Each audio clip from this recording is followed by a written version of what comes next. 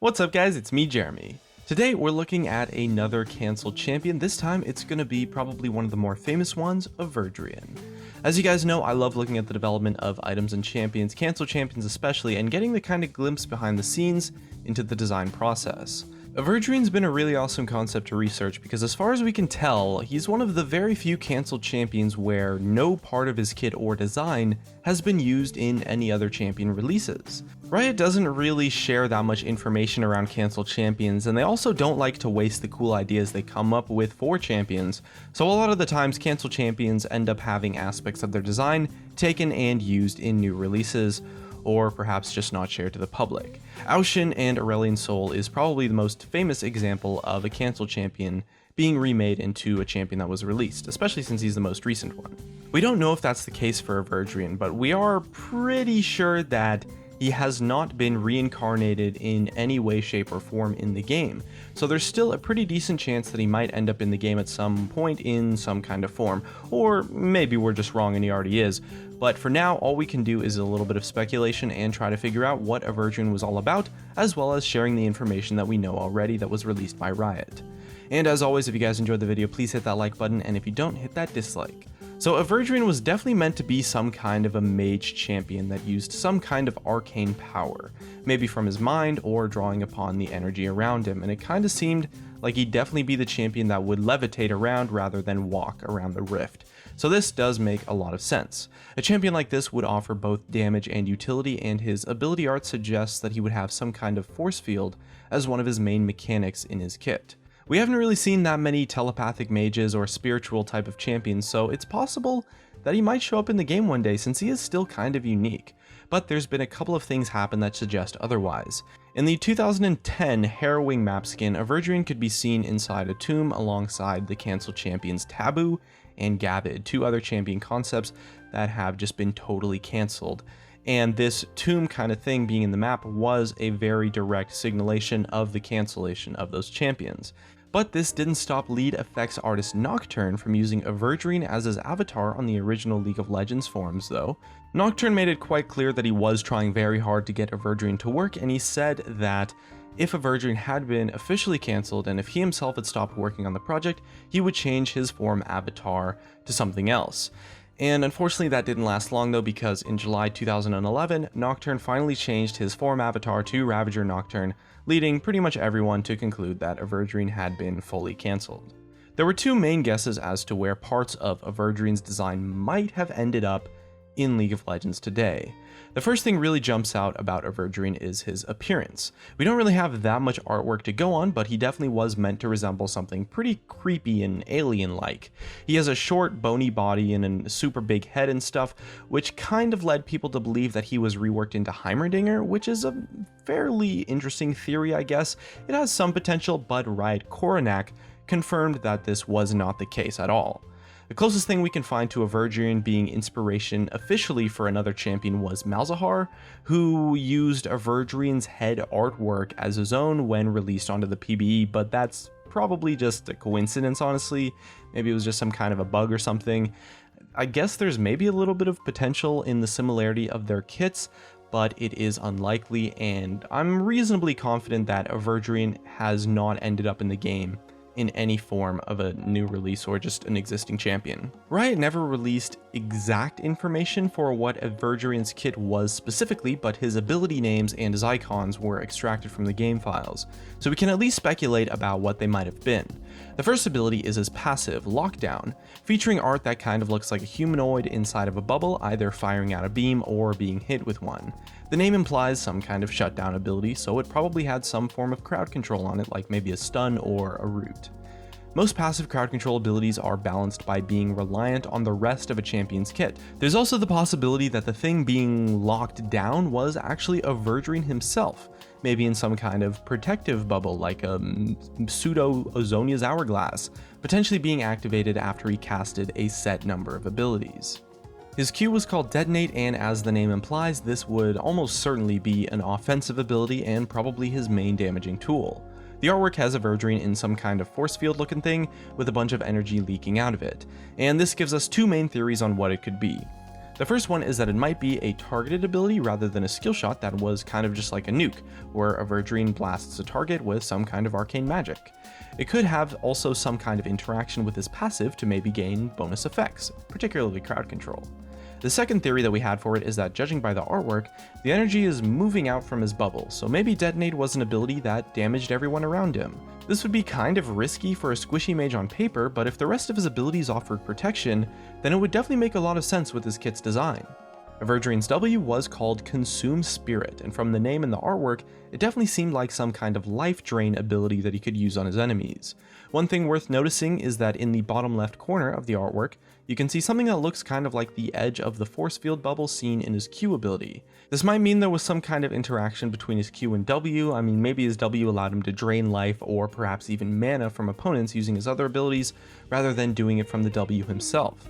Consume Spirit would probably have to be single target only for balancing issues, but that suggests that it might have been a targeted ability or maybe just a skill shot that hits one target.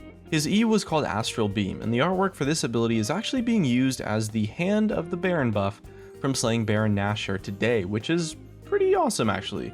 I guess that in that sense, some of his abilities do still live on in the game, but it's obviously in a way that is completely unrelated to Averdrian's actual kit.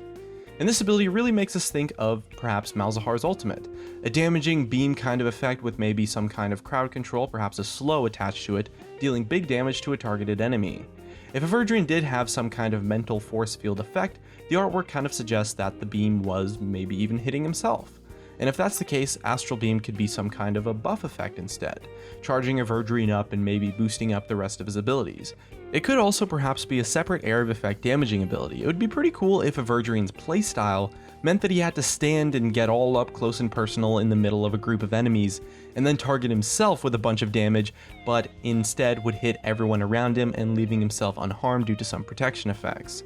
The closest thing to something like that in the game would maybe be like a tanky AP Galio, I guess, which is actually quite an interesting playstyle, but is quite difficult to balance as well. His last ability also shares the astral kind of theme and is called Astral Barrier. The artwork is still related to some kind of bubble around Averdrian and is probably some kind of defensive ability that he would maybe use on himself, on his allies, or maybe on both. Riot prefers shield abilities to healing effects because they are a lot more open to counterplay, so it's not unlikely that Averdrian could have had one too. We do have quite a lot of allied shields in the game so far. An idea for this one makes us kind of think about Karma's ultimate infused shield that gives them all out to her nearby allies. This isn't entirely creative design though, so we're not sure on what to make from this ability. If Astral Barrier was the ability that caused his force field that we speculated from one of his other abilities, he could potentially have access to it at level 1. But if that level 1 effect was the case, it might make a lot more sense to have more powerful basic abilities in turn, although this is actually kind of starting to sound a lot like Karma, if you think about it. Maybe Averdrian's kit really was used after all in Karma's rework. So let's explore that idea for a little bit, because Karma is probably the champion in the game that has the most potential to have a connection with Averdrian. Now obviously we don't know for sure, so a reworked Karma is based on using her ultimate to buff her other abilities, right? Her Q is a damage ability that gets stronger and then detonates a second time if she uses her ultimate with it. Her W is a chain-based lockdown ability that absorbs life if you use it after her ultimate. Her E gives her a shield, and with the ultimate activated, it gives that shield to her whole team, and this kind of lines up quite well with our speculated Averdrian abilities. Now obviously we don't know for sure what Averdrian's abilities were. However, for a couple of his abilities, it does seem reasonably obvious what they kind of did. Now, if Averdrian receives his ultimate at level 1, which is one of the abilities that we're not really sure about, it would allow him to enter maybe like a force bubble, and the rest of his abilities could be affected by it. His Q could cause him to maybe detonate that force bubble, risking his protection but dealing tons of damage to all nearby enemies, and this suggests that his force field shield might be weakened by trying to damage Averdrian, so maybe he deals more damage with detonate based on how much strength his shield has remaining, or perhaps how little strength his shield has remaining. His W shares the life drain aspect with Karma, but maybe instead of healing him directly, it just increases the strength of his force field. His E doesn't really line up with our Karma comparison at all because it's probably more of like a nuke ability so that he can deal actual damage without needing to destroy his own shield. And this is a pretty interesting theory. I mean, it has some potential, but again, we're totally just speculating here, but it's definitely not impossible. If we're correct, it does make sense that he was cancelled though. A kit like this would prove really risky to use and insanely challenging to balance, and a couple of the tweaks that were made to it do fit quite well with Karma. He'd honestly just be quite weak as well versus poke champions too, as he'd end up way too far away to hurt them while they simply just nuke down his shield and leave him vulnerable. So, should Riot release AVERDRIAN? Well, he definitely does have quite an interesting design, and his abilities might be a little bit hard to figure out, but from what we could speculate, they do seem to be just really awesome, and could be super fun to play with in-game. Depending on how he was balanced, he'd either not be able to survive the close range and just blow up, or he'd just be impossible to kill while dealing crazy area of effect damage. But there is still definitely room for a champion that plays like that has that playstyle, that generates those force fields, and most particularly has that kind of theme. I mean, AVERDRIAN really does seem to be quite a unique character that is unlike anything else that has been released in the game. Although if the kit was anything like how we guessed it might look, it would definitely need some major changes to be playable. His appearance is quite unlike anything we've seen in the game, and he does remind me quite a lot of the boss Nihilanth from Half-Life actually, which is honestly one of my most favorite single player games ever. And Nihilanth in the game is this big, floating, homunculus dude with magical powers that controls a bunch of aliens. However, one thing worth mentioning though is that if Riot ever does plan to release AVERDRIAN, he would probably have to get some level of redesign, because Riot's been way more careful with champions and skins lately to make sure that they won't cause issues in different countries. And China has a very big issue with showing anything that has a skull on it, and I'm sure some other countries have some sort of laws as well. AVERDRIAN's definitely kind of like a creepy, mysterious character, and there's a possible chance that he might be stepping a little bit too close over the line. Anyway, that's just about all we could find and speculate on about AVERDRIAN. If you like certain parts of his design that you'd maybe like to see in the game, or disagreed with our guesses on his kit, make sure to let us know in the comments section below. And that's going to be it from me. If you guys enjoyed the video, drop a like, subscribe if you want. Thanks for watching, and I'll see you guys next time.